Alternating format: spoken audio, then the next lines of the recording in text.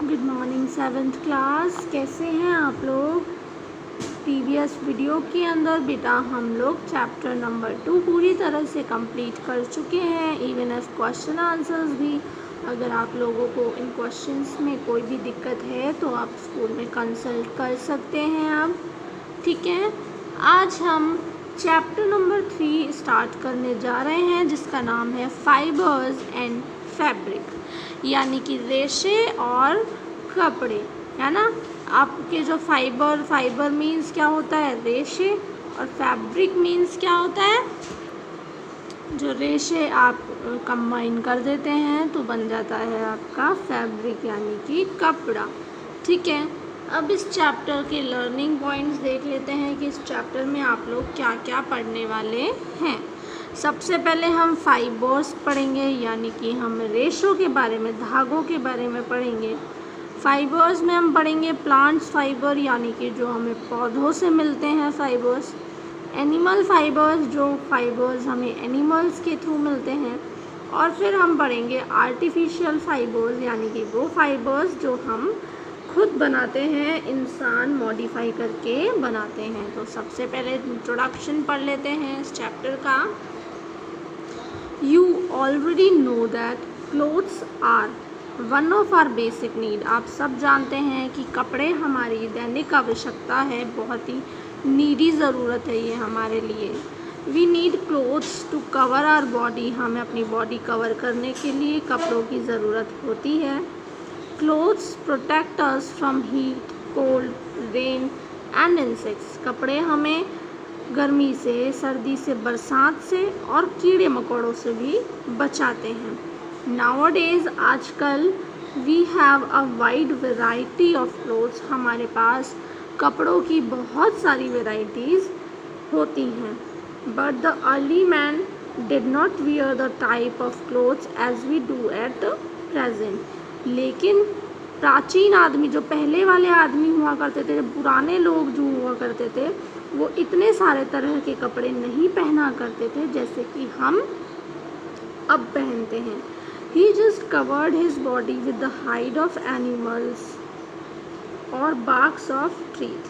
वो तो सिर्फ क्या करता था, अपनी बॉडी को कवर करता था, या तो एनिमल जो होते हैं उनकी हाइड्स, यानी कि जो एनिमल्स की जो स्किन हुआ करती थी, खाल जो होती थी उनसे, या फिर जो पेड़ के पत्ते, छाल होती है पेड़ की, उससे। Man began to make clothes only after the invention of agriculture. आदमी ने कपड़े पहनना तो कब शुरू किया, कपड़े बनाना कब शुरू किया, जब उसने खेती का आविष्कार किया। जब खेती शुरू हुई तब जो है जा कर के क्या शुरू हुए, कपड़े बनने शुरू हुए। In this chapter we'll study about the different type of clothes, fibres and their sources.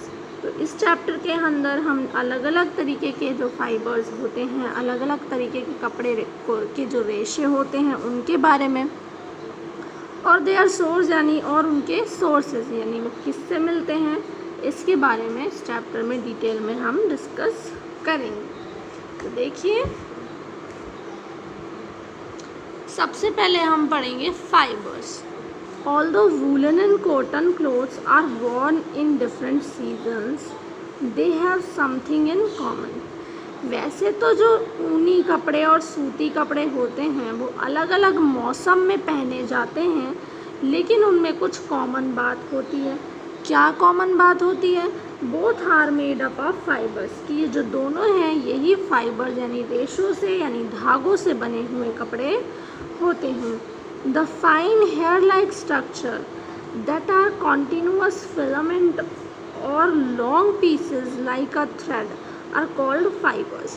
क्या होता है? The fine hair-like structure यानी बहुत ही पतली बाल के जैसी स्ट्रक्चर, जो कि लगातार फिलामेंट यानी एक ट्यूब के जैसी हो, या तो लंबी एक नली जैसी हो, या एक लॉन्ग पीस, एक लंबे लंबे टुकड़े हो धागों के, उन्हें आप क्या कहते हैं? फाइबर कहते हैं। Animals, plants and minerals are the source of these fibres. ठीक है, ये रेशे यानी ये धागे बनाए जाते हैं या तो जानवरों से, या बनाए जाते हैं पौधों से या मिनरल से। यही सोर्सेज होते हैं फाइबर्स को बनाने के। ठीक है, अब आप यहाँ देखिए क्या कह रहा है आपसे। फाइबर्स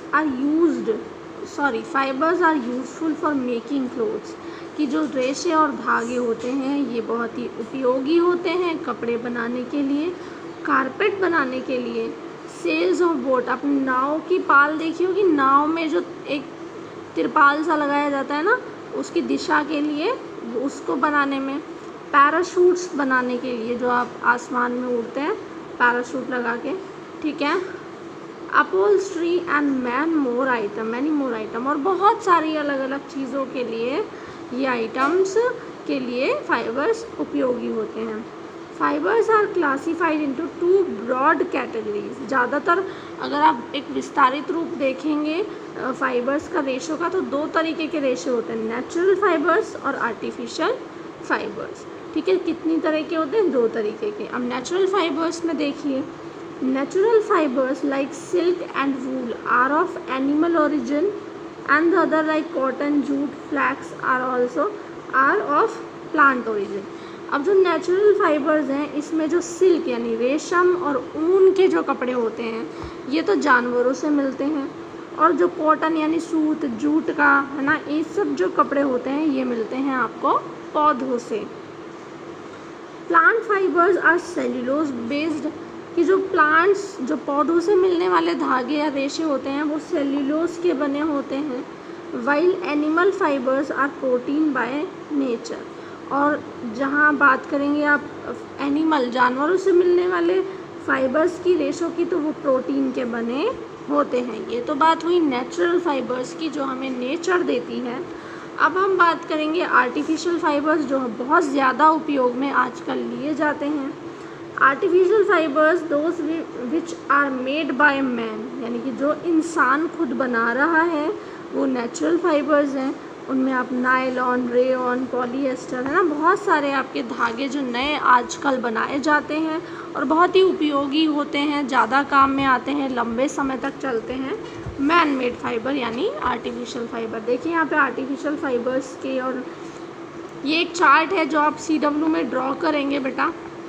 फाइबर्स यानी रेशे, धागे 2 तरीके के होते हैं, नेचुरल एंड आर्टिफिशियल। ठीक है, अब ये जो नेचुरल फाइबर है ये भी 2 तरीके के होते हैं, एक तो प्लांट वाले, एक एनिमल वाले। प्लांट वाले 4 होते हैं, कॉटन, लिनन, जूट, कोकोनट, है ना, मतलब सूती रुई से बनने वाले, लिनन से बनने वाले, जूट से बनने वाले और नारियल से बनने वाले, ये सभी प्लांट के फाइबर्स हैं। एनिमल फाइबर 2 होते हैं, वूल यानी ऊन और सिल्क यानी रेशम। ठीक है, अब बात करेंगे आर्टिफिशियल यानी हम जो इंसान बनाते हैं, तो नायलॉन का कपड़ा इंसान बनाता है, पॉलीस्टाइरीन भी इंसान, और टेरिलीन का कपड़ा भी मैन मेड होता है, खुद बनाया जाता है। तो इस तरह से इस चार्ट को आपको CW के अंदर ड्रॉ करना है। ठीक है, आज के वीडियो में इंट्रोडक्शन था तो आज हम बस इतना ही पढ़ेंगे। नेक्स्ट वीडियो से हम मेन इसका जो चैप्टर है स्टार्ट करना शुरू करेंगे।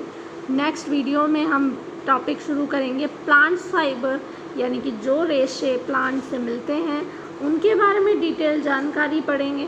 ठीक है, तब तक आप ये चार्ट CW में बनाइए, इस चैप्टर को यहाँ तक पढ़िए और चैप्टर को समझने की कोशिश कीजिए। Thank you.